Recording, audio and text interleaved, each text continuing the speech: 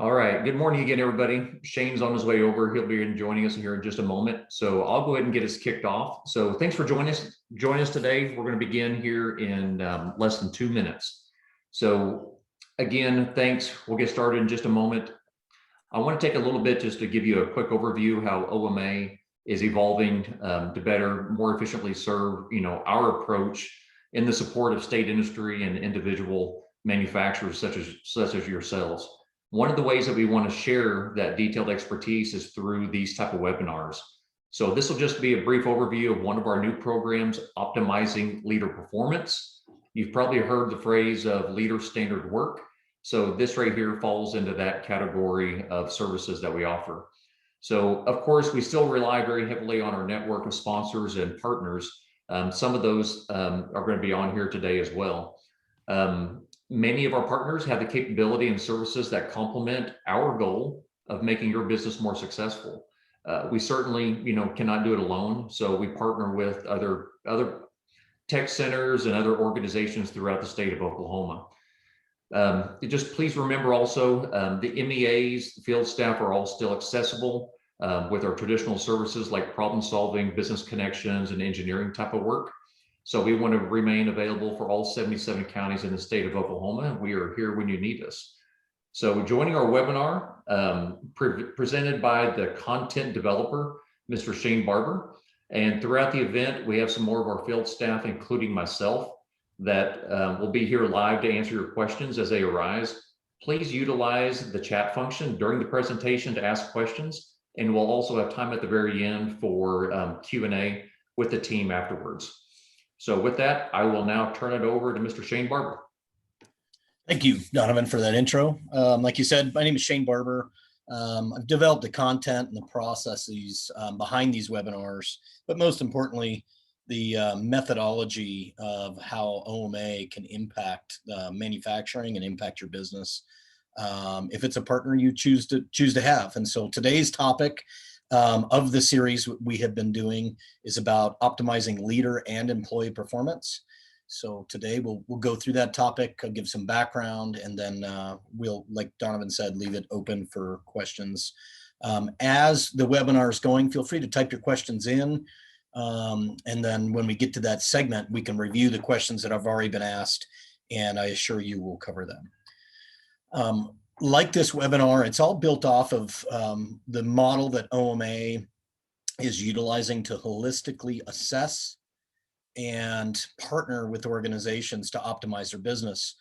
And so this model is what we call the Straight Six model, something I've been very familiar with and been developing for almost 20 years, but actively been utilizing it to transform manufacturing and non-manufacturing companies.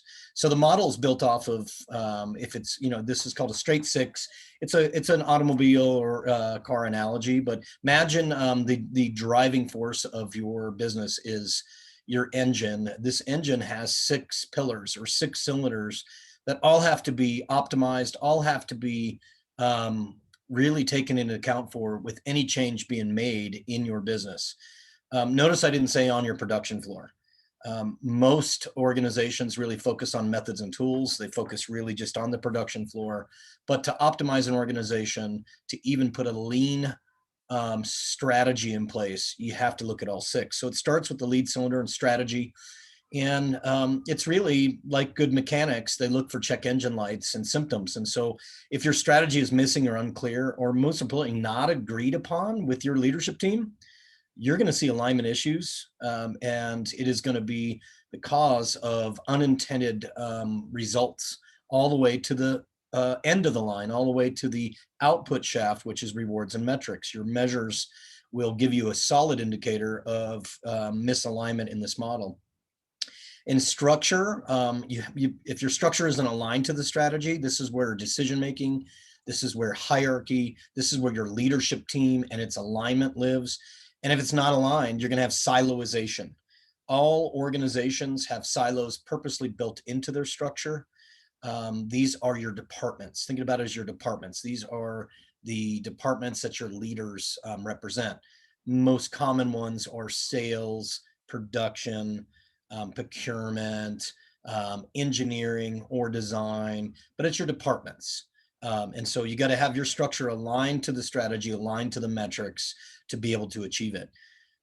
In the next cylinder, people practices, people live in the structure, their roles live in the structure. And if they're not enabled or empowered, you're going to see engagement issues. And today, this webinar is all about that. Next cylinders, methods and tools. People to be effective in their role, to be engaged, they have to have standard methods and tools that are documented, that can follow. And if they're not, those standards aren't set, you're going to see variance. That should be one of the number one metrics on a production floor is variance, measuring that. What are the outcomes of variance? Rework and scrap. And so you got to have those methods and tools clearly spelled out for them to follow. If not, they're shooting in the dark. And then the last couple here, lateral processes. This is how you cut across. If these are the silos, this is how you cut across those silos with communication and collaboration towards common goals to achieve the metrics. And so if your coordinating mechanisms are left to chance, this is often how it sounds when we're meeting with manufacturers. How often do you meet with your teams and set priorities that are based off the strategy? Oh, we meet quite a bit. How often do you meet? Weekly. And how do you do that? Verbally. We stand up, we talk about it. And you need to align your processes on how you communicate and collaborate to the speed of information. And most organizations attest in this conversation that how often does your information change? Oh, it's daily. Oh, it's hourly. Sometimes it's minute by minute. Well, you have to align your communication and your coordination practices to make it relevant on the timing of those changes. So it's not weekly, it's not daily, it's probably multiple times daily. And then the last cylinder that has to be aligned is rewards and metrics, how you reward your people for the performance they do and meeting their expectations. And then how do you measure the entire organization from company to your departments, to your work teams, to your individuals. So again, this is the straight six model. The message out of this is you have to have alignment on all of these cylinders, no matter what the smallest change is. If you change a lead time on a product because you've gotten efficient or effective, then you probably got to change your metrics and you probably got to adjust how that's strategically going to be utilized from a sales perspective and a commitment. Small example, more tactical than a large strategy, but that's how it works. Today, we'll talk all about people practices in what we call leader and employee standard work. And we'll be looking for these symptoms. It's check engine lights. Back to the analogy. We're the mechanic. We want to put this device in your hand where you get a check engine code on employee engagement. What are the symptoms? What are the root causes? And what are the fixes? And that's what we'll talk today. So today's session topics, how to turn accountability into performance at every level in the organization. Last webinar, we talked about accountability mapping, how to set those accountabilities from leader all the way down to lead and even employees. So we'll touch on that. We'll define what is leader standard work and how does it work in terms of coordinating and collaborating against a goal of the organization. How to develop clear work activities that need carried out daily, weekly, monthly in those routines. Setting routines to ensure that we accomplish the strategy and the tactical execution to grow the company, and then how all roles need to work together to accomplish strategy and tactics to meet those goals. So we'll cover these and we'll answer questions when we're done based off of this to see if we've achieved it. So typical employee retainment model. I like using this for each segment we've done in these webinars, but when it comes to employee retainment, if you don't know, and I'm sure you do, there is a war on talent out there. There has been there for about, some would say the last decade. I came out of high school as a certified welder. The reason I mentioned that, it's when, we have continued, we were filling the pipeline of technical skilled jobs. And just 8 years ago, there was 750,000 skilled labor jobs we couldn't fill in the US alone. Today, I'm sure that has doubled. So there's a war on talent. And today, with the current talent you have, and if the brass bell is really engaging your people to get results, well, this is typical what we do and how we obtain that talent and what happens with them. And so, it's typical flow. See if this fits with you. But leadership tries to hire for the cheapest wage rate. An employee takes the position based off of future earning potential. basically what this is we say, hey, look, let's hire at $12.50. It's a pick and pack operation for our supply in our warehouse. And we've always kind of paid in this level, and let's interview folks. So let's say somebody comes to the table for that wage rate. You meet with the employee, you talk about the company, and depending on the need of the employee, they accept the position because they feel, well, I'm sure this is a starting wage and I can earn more. Employees take that position. Employees' growth potential to them is kind of unknown. They're betting on continuing to be able to increase their wage. And in that conversation, sometimes we overpromise as managers or leaders in the organization. And so they take the job, but they don't know how they're going to grow in this pick and pack operation. Company doesn't have a robust people systems on how, once somebody's hired, how we train them, how we performance manage them, how we give them frequent feedback, more frequent than one time a year, what that relationship with manager is. And what that sets off is managers and supervisors don't have a system on how they engage and continue to grow the employee. They don't have a formal training program on how we onboard the first 30 days, 60 days, 90 days. They don't have a feedback process on how they sit down and evaluate them. Managers and supervisors don't have a process to look at their performance against a standard and then compensate them against levels in that performance against that standard and pay rates. And ultimately what happens, the employee leaves, or worst yet, they quit their manager and they retire in place. And I see this time and time again in organizations. I've been doing this work for 20 years. I've been doing it as a consultant for 10. And when I meet with employees on the floor, they don't know if they're performing against standards. They don't know if they're exceeding them, but all they know is they feel, when they look out and talk to their peers, friends, and families, they don't feel they're being paid against their expectations. And often their expectations are different than their managers. So if this sounds familiar, it's because it is in practice today in most companies. They don't have the resources to invest in robust people systems. Some more data. If you don't believe me, this comes from the Gallup organization. They do engagement surveys with well over 1 million people a year, but over the last 40 years, they've been studying, 500,000 people. And this is dated. This is back in 2000. And so what they find is 70% of people quit their bosses and not their jobs. This is the retire in place. They get fed up, they get frustrated, their career growth is not apparent. And so they just said, you know what, I'm just going to do my job to the bare minimum. And, the person that represents the company I work for is my manager, and I'm kind of done with it. I don't get good feedback. I don't get good direction, and I'm not being paid to do what I do. So I'm going to do the minimum. Another piece of feedback here from Gallup is, when surveyed, as many as 50 to 85% of people believe they could double their productivity. I have tested this time and time again. One of the biggest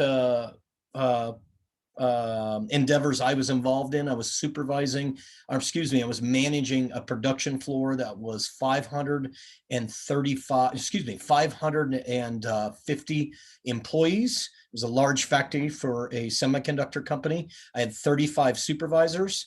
And when I set forth to engage their heads, hands, and hearts, I had a theory. If I tap into people's pride, if I make them feel valued and involved, and ensure the relationship with their manager is really good from a feedback and expectations, that I could increase my productivity without adding tools, equipment, or capacity.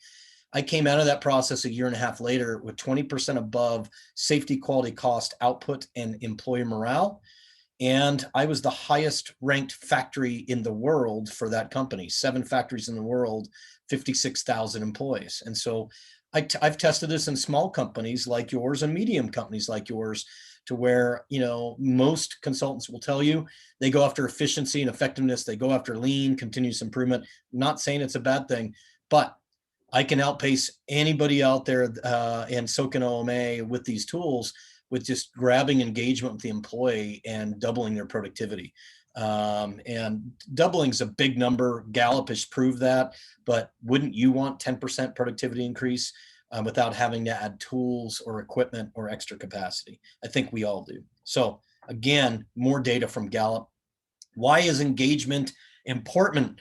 Well, they also ask if people were offered a comparable position, would they stay in their organization? And look at this data, 49% said they would jump ship. If they had a comparable position, they would leave. I asked in that example I gave you, I asked if they offered 20% less, would you take the job?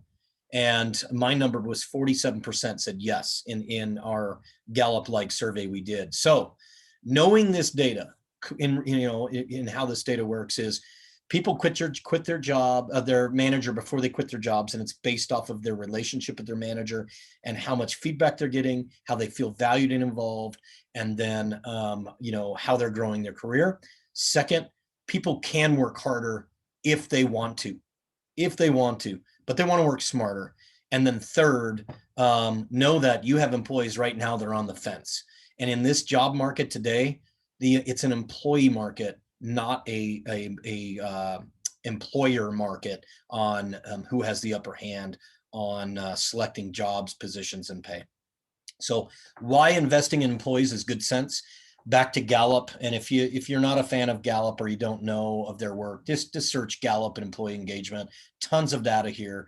But they find that in companies that focus on engaging the employee, the investor employee, engage in their career, and give them good standard work that they can follow, accomplish, and be compensated against, overall performance is 78% higher than other companies. Employee retainment is 44%. Safety, productivity, customer metrics, profitability, all positive increase.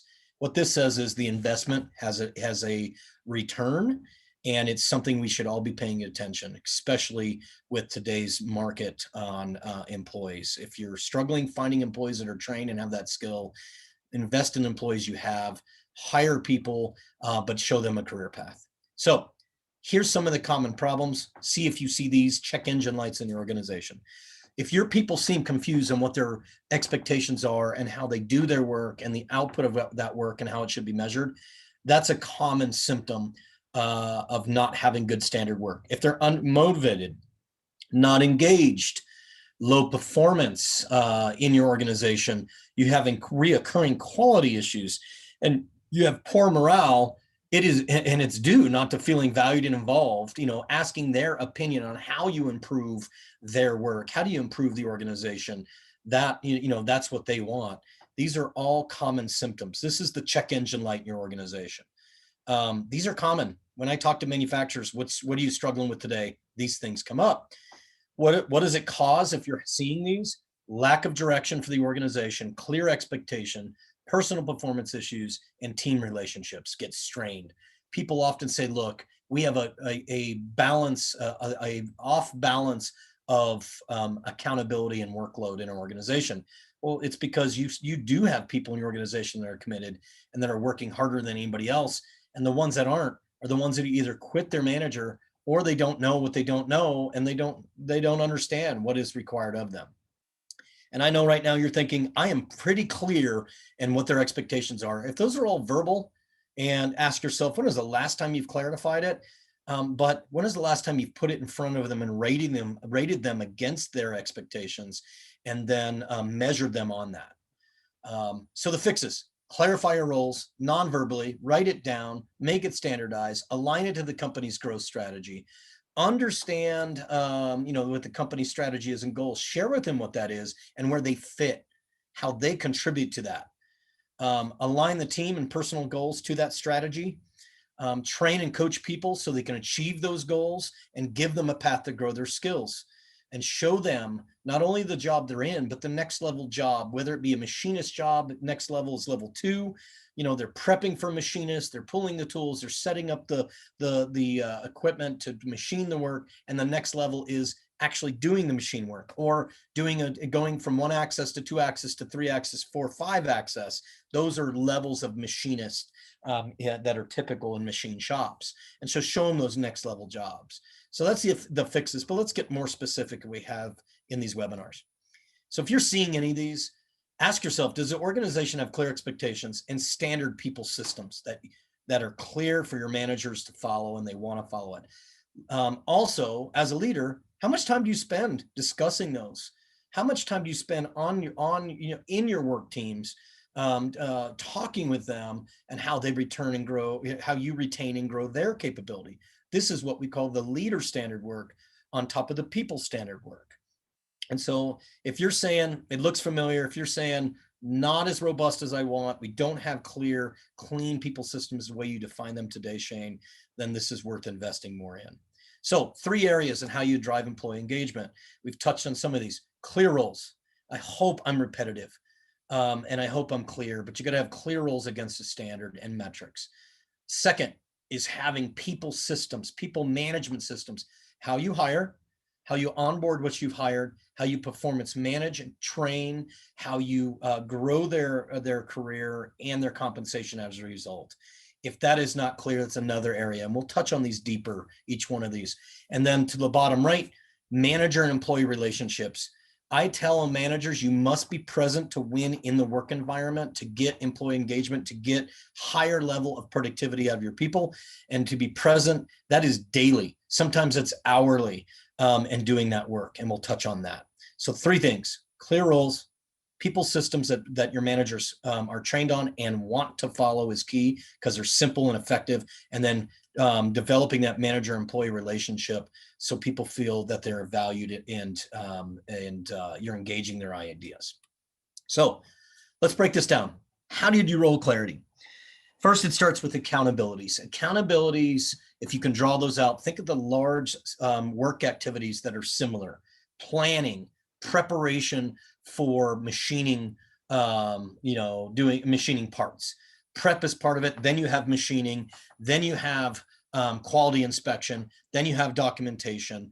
Those are all examples of accountabilities for a machinist. And so you got to set the accountabilities with a large grouping of like activities. Then, second step, break down each one of those accountabilities by the work activities it takes to achieve those accountabilities.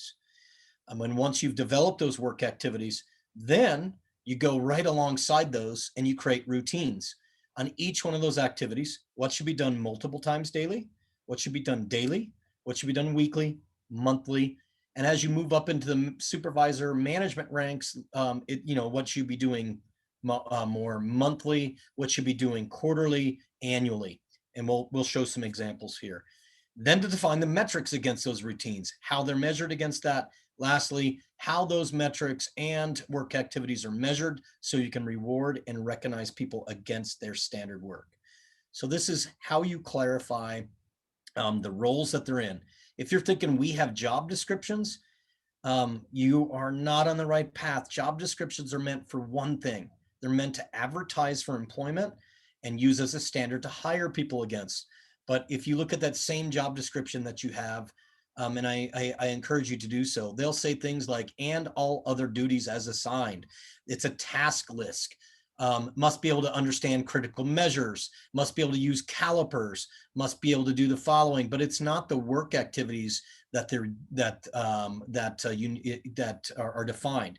It is a list of items on critical skills. And so, this is how you would define standard work for employee, lead, manager, supervisor, so on and so forth. So role clarity, this is how you do that, breaking it down.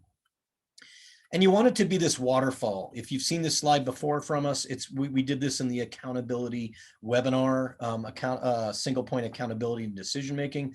But if you start at the top, standard work is for everybody. It's just different. So if you look at owner, GM, CEO, that more of their time should be on strategy, goals, objectives, and metrics to ensure that the company's health, both financially and performance, is there. Then it waterfalls down to somebody's got to execute that strategy. So this is your directors or managers, depending on the size of your company, but they have to execute the strategies, goals, and objectives. So their standard work should be around executing. Then when you get in your team leads or supervisors, they coordinate the execution of that work tactically, daily, weekly, monthly. And then when you get down into leads oversee the hourly, daily work of others and perform their own. And then when you get into team members, they're focusing on their own work. And they should know, multiple times daily, they should be documenting, checking against that metric. They should be executing hour by hour, minute by minute. So all of these roles must be connected. And this is what we call the accountability waterfall of roles. And that standard work should flow down. So this is the need for standard work for leaders. That's from GM all the way down to lead. And then team members are employee standard work.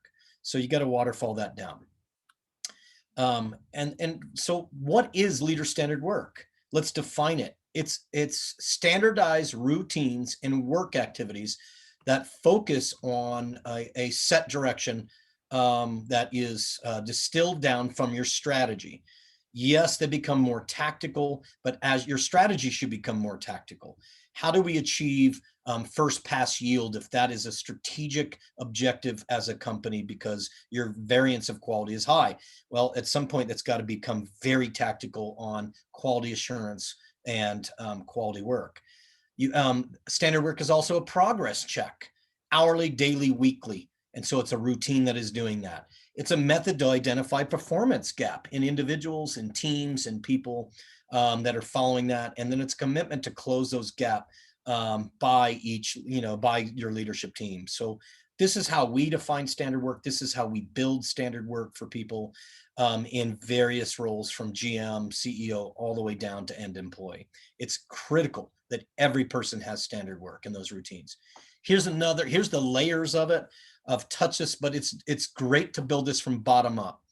Team leaders, team members, what are the work activities they need to be doing and how is that measured at each level? And as it moves up, team leads are maintaining production and those standards with their teams. Supervisors are monitoring and supporting those team leads and their ability to carry out that standard work hourly, daily, weekly. Value stream managers, which is your departments, if you have a little bit larger organization, they're monitoring and supporting the supervisors to carry out and meet their metrics and their strategic objectives. And then the executives, they still, your GM, your CEO, they need to be spending time on the floor, but much less than a team lead. And so what is their standard work daily, weekly, monthly, quarterly, annually, to be able to equip everybody in this value stream chain to accomplish their work, therefore accomplish their tactical execution, their schedules, therefore accomplish the strategy. So these are the levels that you need to define standard work with. Steps to creating the routines: review what we call the position expectations, your accountabilities and the work activities with those metrics. Then you break that down by multiple times daily, weekly, monthly, quarterly, even annually if it's for a senior leader. Then once that's done, review those metrics and align them to each task. So now you have multiple times daily, what are the outcomes you're going to measure? And then you can let them know. And then how do you identify those outcomes for each task? So this is how you create it. This is how you develop the routines. And then this is how you align your metrics and then communicate that to everybody in every role, what their standard work is and what they're accountable for. Here's an example of a team lead standard work. Here on the left, daily checks. On the right, several times daily. Startup meetings, setting the priorities and goals for their team, reviewing, adjusting the labor plan because somebody's called in and covering those gaps, monitoring your production startup to see how quick it takes to get the team to perform and shrinking that gap. Putting tracking sheets in place, tracking that data, putting in visual management system where it's on the floor where people can see it. Attend departmental meetings to understand, what we need to be doing to improve the production floor, completing those tasks, so on and so forth. Several times daily is observing others' work, timing them, seeing if their standard work, their work activities are accurate, and ensuring you have the right capacity metrics. Updating performance tracking on each pitch, each change of the plan, monitoring work rules, and instruct operators on how to do it more effective. So 80% of the time is in this daily or multiple times daily.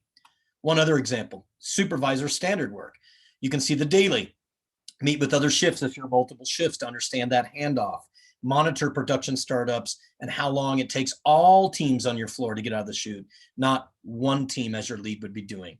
Lead departmental meetings with your team leads, setting those priorities and those goals for the day, for the week, completing improvement assignments, following up with people, looking at the progress you're making, mentoring, doing waste walks, or Gemba walks at the point of activity and creating the next day's plan. And then they have multiple times daily and other actions. So 50% of their time should be more tactical in nature. And then managers, process checks weekly, more weekly, but on the floor, maybe one time a day, doing Gemba walks, or going to the point of activity where you're having issues, mentoring, career path planning, audits, problem solving on production issues as an example, and then improving the value stream from order to ship. And then you see there multiple times. So 20 to 50% of their day should be spent here. The rest should be spent on strategic continuous improvement. And then once you've defined this, you can put it into a nice standard work form. This is what we do with our clients. We identify what the standard work at every level is. Then we build a form. This can be electronic form. This could be I like hard copy forms where you print, 5 of them for the week, and then you just put it on your clipboard in your planner, whatever it is, and you're writing notes. But at points of the day what you should be doing. Your waste walks at 7, your planning meetings at 10:30, your daily scheduling meetings at 11:30. You do another waste walk in the afternoon.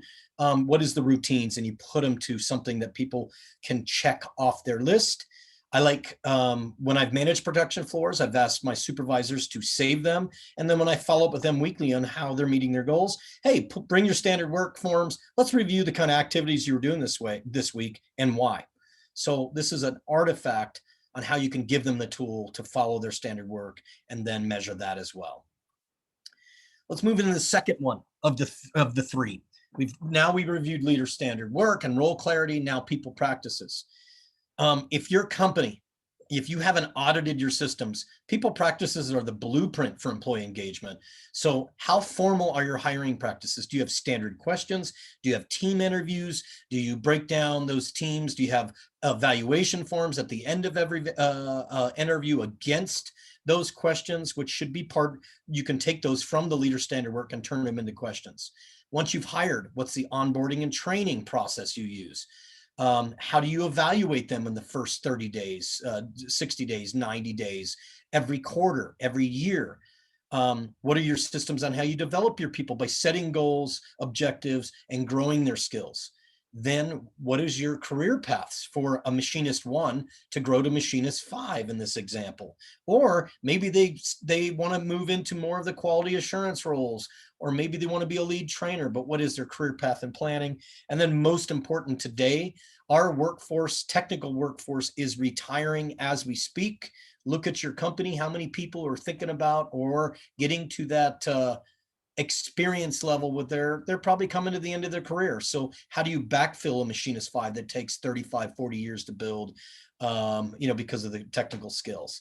So this is a really good way to do this. Look at this graph or this Venn diagram. Just think about your systems. How formal are they? How documented are they? And how usable are they by your management team? If they're not, you probably need to put standards in place. Third, manager-employee relationship. Per the Gallup organization, couple of the top 3 things that drive employees to be fully engaged, where they're breathing the mission of the organization, they understand the strategy, and they're all ensuring that they're pulling their weight to get there. Number 1 is feeling valued and involved. That is in their research. Look it up. Number 2 is being asked for their opinion on how they improve the organization by their manager and the relationship they have with their manager. Does their manager look out for their career? Does their manager give them good coaching and mentorship? It's not about, what they do. Are they friends outside of work? It's about their relationship and how they grow their career. And then lastly, number 3, employee satisfaction. And so it's, again, 3 top things from Gallup: feeling valued and involved, being engaged by their manager because of the relationship is strong. And then lastly, they're satisfied with their job. They're not looking for another job from that perspective. So leveraging that employee relationship. The way to do this is in your standard work, build it in. So step 1 is, do you have standard work? Step 2 is using visual controls on the floor of what they're measured and managed on. Step 3 is daily accountability processes, hour by hour, day by day, the week's performance, the individual's performance, and the manager being present in those meetings to stand up and share the performance, recognize people, reward them for it, or just recognize them. And number 4 is being disciplined on checking in on who, what, when, and how they're doing that work, and leading by example by walking your production floors. Early in this segment, I said you must be present to win, to get employee engagement. If you find yourself sitting at your desk or in meetings that are out on the carpet more than you are on the production floor, especially if you're a supervisor or a lead, you might want to change how much time you spend out on that floor doing direct observation, coaching, mentoring, and understanding the problems they're dealing with and removing them. So this is, you build the employee manager relationship in your standard work. The summary, and then we're going to open up for questions, is leader standard work keeps the employees focused on the end destination by performing the task and the work activities that will help you achieve your strategy. You putting routines in place, hourly, daily, weekly, monthly, quarterly, annual. If your organization is a vehicle and the engine is what propels the vehicle, that straight 6 motor we talked about, then putting those routine in place is checking in on where is the vehicle on its path today, this hour, today, this week, month, so you don't look up and find yourself at a end destination that you didn't plan for. What that means is 3 months from now, you look up and you're like, we haven't improved anything on our production floor against our continuous improvement strategy. We haven't met our metrics. We haven't met our financial and our productivity. We haven't met our customer requirements. And that is a typical symptom when people are firefighting and they're looking down at the production floor and they're not looking at the current performance and the long term. So leader standard work is creating those routines, work activities, metrics, and measuring them and being present to be able to observe that and keep the vehicle on track. Last slide, I believe, leadership's role is to clarify roles. If people don't know their roles, your role is to clarify it. I like going into an organization and asking people, is it clear what you're expected to perform? And then do you know how you're measured?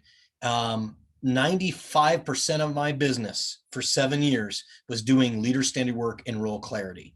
And so I can tell you today, it is not clear. And if they say, yeah, kind of, is it documented? Can you pull it up? And if they can't, it's not clear. Establishing those routines and standards, eliminating waste and removing those barriers. This is how you serve them as a leader. If they have an issue, they don't have the right tools, they don't have the right information, your job is to get it to them. Partner to solve those problems. Don't just say, go solve the problem, partner with them.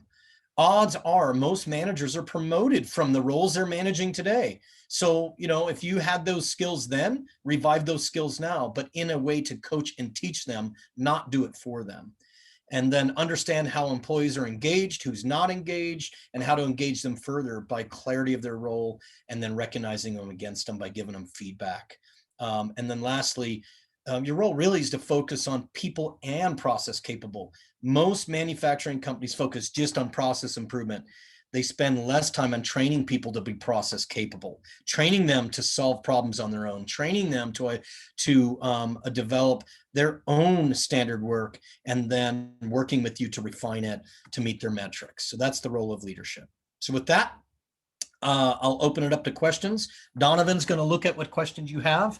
And in this segment, it's free form. Please, you can type them in, you can voice it. Let us know what questions you have today on this content.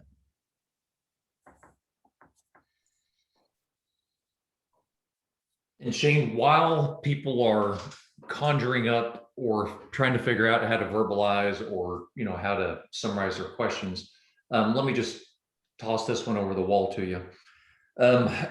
What I like about one of the things you showed early on was warning signs, of the check engine light. So what is a couple obvious check engine lights where leader standard work would help an organization? I mean, employee turnover seems to be, the obvious one, but what outside of that could people be looking for?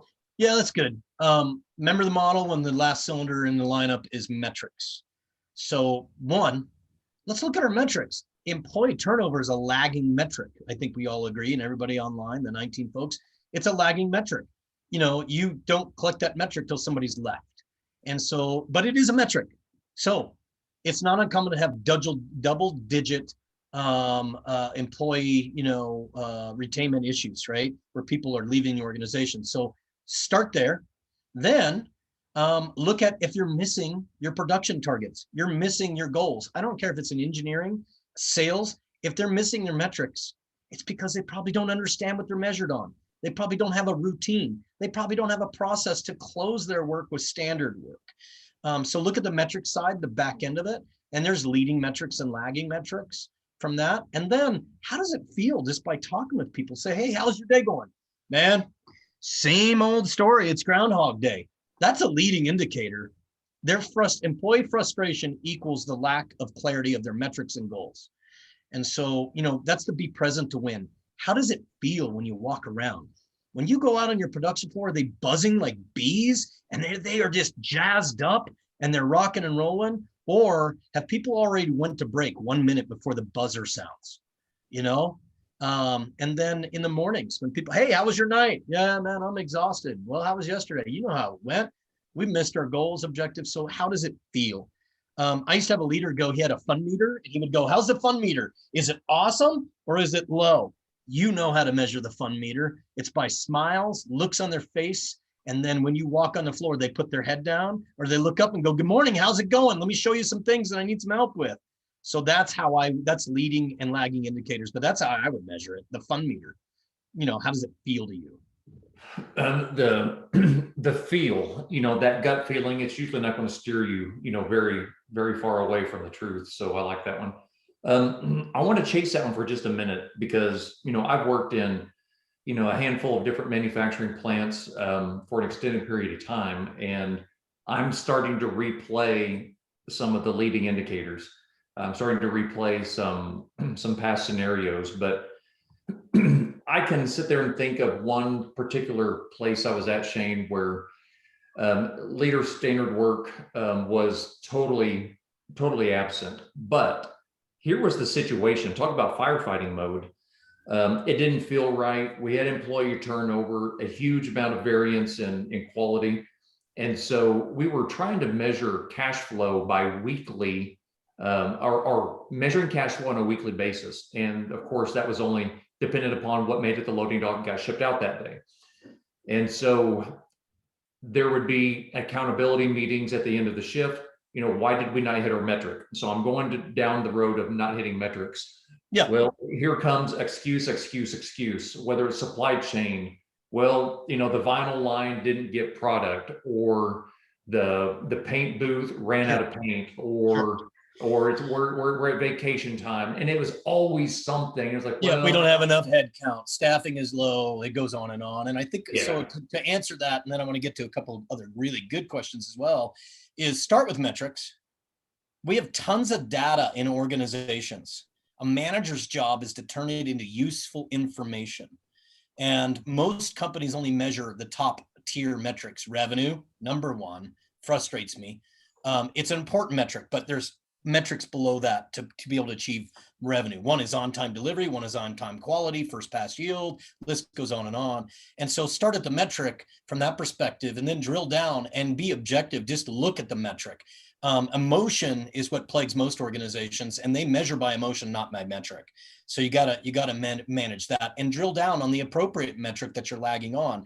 If it's supply chain, you don't have materials. How many days out are you? And what's your goal to be, of total stock inventory? Do you have a bill of materials? Do you have on-hand inventory? Do you have levels set? If the answer is no, then shame on us, right? So start with metric, drill down on it, get to the specific metric, remove the emotion. Another question here is the six-cylinder model a good place to start? It is, and you don't have to wait to do anything about it. Take that six-cylinder model and look for the greatest pain point, just like your mechanic would. They would read a check engine code and they would go, look, you have cylinder number 5, lateral processes, communication, collaboration. It is running lean.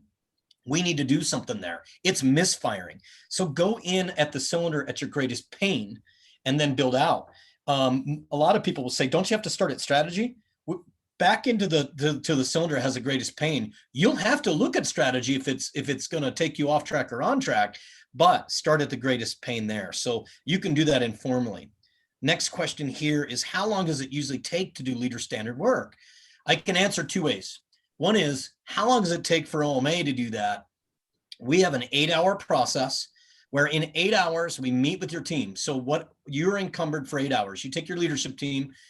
What I like doing is taking from leader all the way to lead, get good representatives that understand the work and what the activity should be, put them all in a room, and in 8 hours, we will go in and identify the accountabilities, the work activities, the metrics, and if we have time, we'll even look at the behaviors that it needs. So in 8 hours, you walk out with a spreadsheet that has every role by our facilitation, and we've done the first round of identifying that leader standard work. So 8 hours, then it might take you about another 4 hours to review it, clarify it, share it with people in those roles, and then come back and we can be that partner with you to go, okay, we've shared it with our team, Shane, like you've said, and here's what they've said, here's the enhancement we want to make, great. Then we can fold it into that template. So for us as skilled practitioners, 8 hours. I've seen organizations start at their job descriptions, work on it for 6 months. If it doesn't become a priority, it's a failed effort. And they say, oh, that didn't work. Boy, was that person wrong. This is not, that easy. It's not easy, but if it was so easy to do it yourself, well, ask yourself, why haven't you done it yet? Another question. Currently, our leaders are very busy every day. We'd love to have standard work, but we don't have the time to do it. Oh, this is typical. Your leaders don't have the time today because they're firefighting. 9 times out of 10, they're probably down in doing somebody else's job because their work's not clear. And so what I like telling leaders is say, we don't have the time to do it because we're firefighting.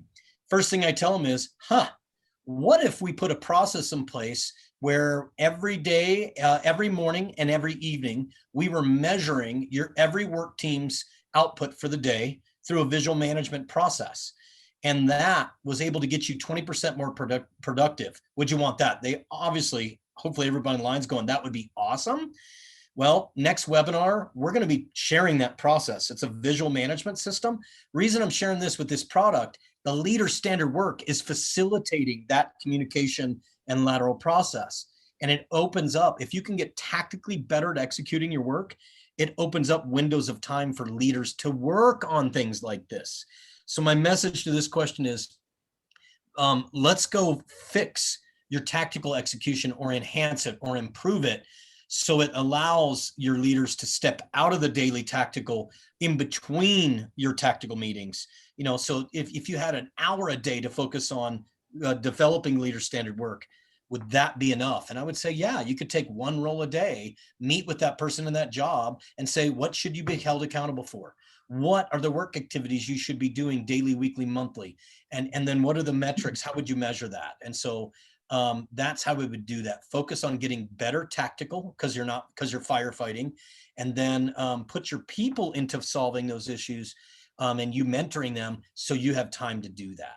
So that's one method. And in next webinar in 2 weeks from now, this webinar is the silver bullet to executing to your strategy and your work and your production schedule. So tune in for that one for sure. Hey, Shane. Other questions? Yes. So one of the things on here that somebody wrote was, in their opinion, most strategies do not account for the competing demands that we were highlighting earlier. So the competing demands, I call that competing ROI. So you're back into firefighting mode, and whether it's the corner executive offices having to make decisions based upon how to utilize time, resources, money, all of those type of things. Specifically with a strategy not being able to account for these things, and talk for just a moment, if you would, about whenever we go in and do these holistic assessments, probably the most problematic area that we find is regarding the strategy of an organization. Yeah, and it not being clear. First off, people view strategy as an additional layer of work on top of their daily job. That's number one. Oh, we can't focus on strategy because we're firefighting. Well, you're focused on firefighting because you don't have a strategy on how to improve your daily execution. And I know I sound direct, ladies and gentlemen, when I say things like that, but I've been doing this for about 30 years. And so your strategy should be embedded in your daily work, in your daily routines. For instance, if you have a continuous improvement strategy and how you become more efficient and effective to meet your on-time delivery with quality at the speed of your customers' demand, then build that into your routines. Do you have a continuous improvement roadmap identified in your strategy over the next 18 to 36 months? And then of those items that you've identified, how do you focus on what's the timing of when you focus on it? You might choose a simple process like 5S to clean up your shop floor, remove the tools, to remove the variation of quality issues because you're using the wrong tools and don't have the right supplies. Great. When do you kick that off? When do you have people on their daily work at their workstation start to look at the tools that are critical and the tools that aren't for an assembly line? And they can do that while they're doing their work per that day. You make an assignment. Hey, at the end of this week, I'd like everybody to turn in what the tools need to be, in your workstation and what critical parts you need. Next week, then you focus on how you set that order, then you clean up your bench, remove the non-value adds. And so build it into your daily work, weekly work, monthly work, so it's not an ad strategy versus tactics. But if you don't have a strategy where you're going, if you're online right now and going, what is our company's strategy? Where are we headed? Or I just show up as a leader in Groundhog Day, same thing over and over. I call that the insanity loop. You're doing the same thing over and over, expecting a different result. And so what is your strategy to get you out of the insanity loop? And is that worth investing 2-3 days to set an 18-month, 36-month strategy with your leadership team? I say 2-3 days because that's all it takes if we're partnering with you to do it. So, that's the approach I would take from that. Had another question. Who do we contact at OMA to help us with that because of the time it would take us to develop that standard work? Most people don't even have job descriptions. You can contact Donovan. Donovan, why don't I let you answer that? Who should they contact? I just put my email address into the chat box that everybody can see. So depending on where you're located across the state, we have different regional business consultants depending on geographical location. But if you have any questions or want somebody to contact you, just send me a line. I'll figure out where you are as far as geographical location goes to get you in the right hands. Okay.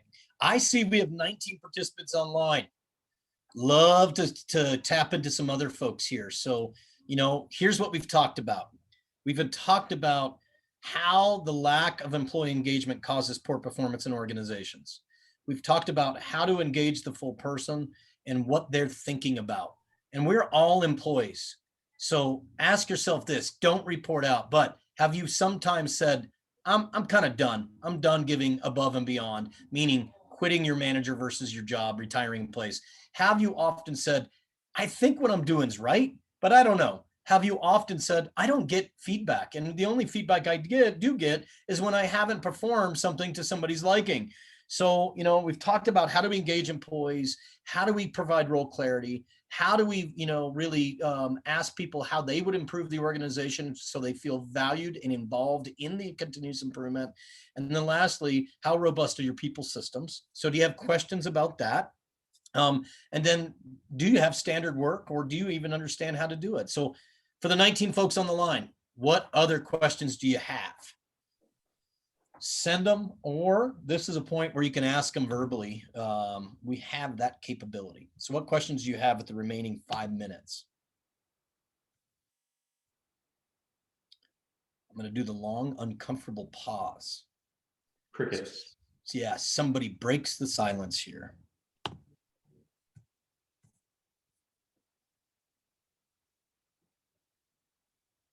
Going back to single point accountability, just start calling on people one by one. No, I'm kidding. They would love that. They'd be like, oh, dropping off the line.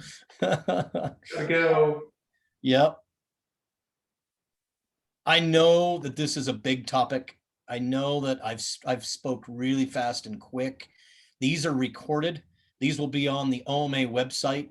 One good thing to do is, hey, if you're the only one from your company online today, maybe this is good that you send the link to your leadership staff and say, hey, maybe this is a good use. We were through with the content of this within about 35 minutes.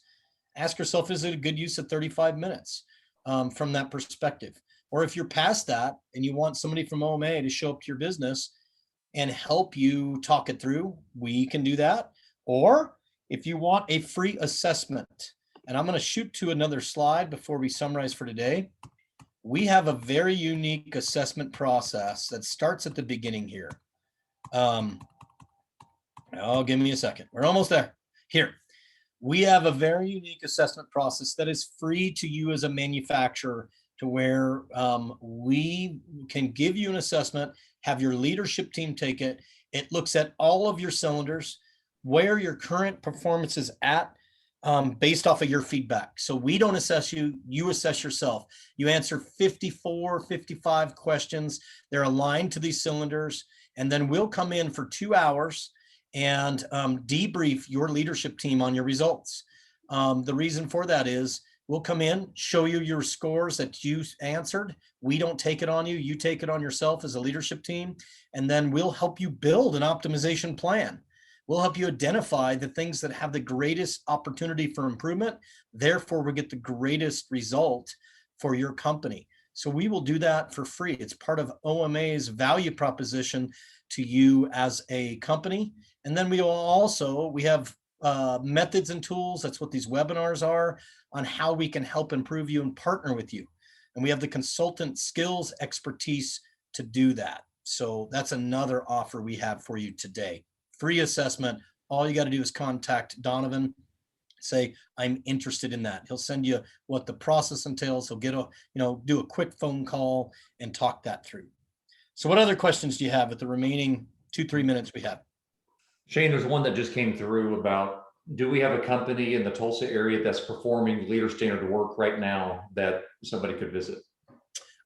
Very good question. Benchmarking other companies is a very healthy result. First, we'd have to ask that company if they're okay with it. It could be a one-on-one with the leader. It could be a tour, depending on the nature of the work. But the answer is absolutely. I've done one with Daniel Kerr on the line, and a couple others, Micah and Ben of our team, with a company that is in aerospace. It was the most robust leader standard work we ever did. We went from leader all the way to the nth team member. I think we end up looking at 25 different positions and setting leader standard work. So if we can generically talk about that, if that's of interest to anybody on the line. You could contact Daniel, that was intimately involved in that. And then we could reach out to that company to see if they are open to it. And a lot of times it's not the leader you want to talk to, it's somebody that is actually doing the work. And in this case, a senior engineer, I think he'd be very open, but we'd have to ask them, because we wouldn't want to openly share that. That's their business. But yes, that's not the only one. We've done numerous. So aerospace, there's even one in the cosmetic industry. And so there's a huge variance here. It doesn't matter what you're producing, but we have plenty of examples to draw from. Room for one more question, and then we'll share what the next webinar's all about. So any other questions there that you may have? Okay, I will ask a question. Is today's pain worth ignoring it and not doing anything about it? Really think about it. Don't answer out loud, but think about it.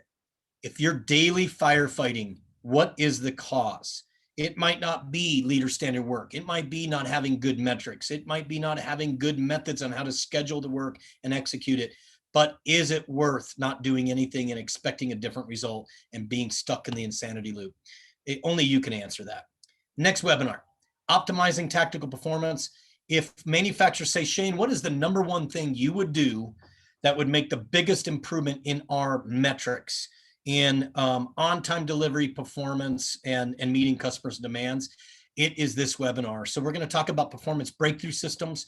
We're going to talk about visual management systems and how we utilize it to create a breakthrough system for performance. That is daily huddles, and it's an accountability system. It's utilizing constraint operations management, tactical management cycle daily, and how to engage leads, and employees. and then how standard work aligns in it. This is how you execute the leader standard work. We will also share the results, but I can tell you it at a minimum, if it is implemented the way that we have it structured, 20% improvement on performance. I've done it in large companies. I've done it in small companies. I've done it in medium companies, and OMA has done this and engaging in it, companies in this today. So that's the next webinar that we have on tap. And I believe that's on the 24th. If I'm wrong, check the website, it's out there, but I'll be hosting that as well. I'm going to turn it back to you, Donovan. Thank you for your time today. I know your time is precious. Be glad to talk to anybody about this. Send that note to Donovan if it's me you want to talk to, and we will organize, within the week or next week, setting up a chat. Thanks, Donovan, for your time. Hey, you got it. Thank you, Shane, very much. Thank you for joining us live and going through this with us. Everybody, thanks for joining us on the webinar. Again, this is just a brief overview of some of the things that OMA can assist you with further. If you want to explore that a little bit further, I put my name in the chat box, my email address rather, so just shoot me a note. We'll get you hooked up, and for the person that was wanting to do some benchmark conversations with another company, we can help make the connection and make that happen for you. So, and until further webinars, look forward to seeing you all again, and thank you again. We'll talk to you soon.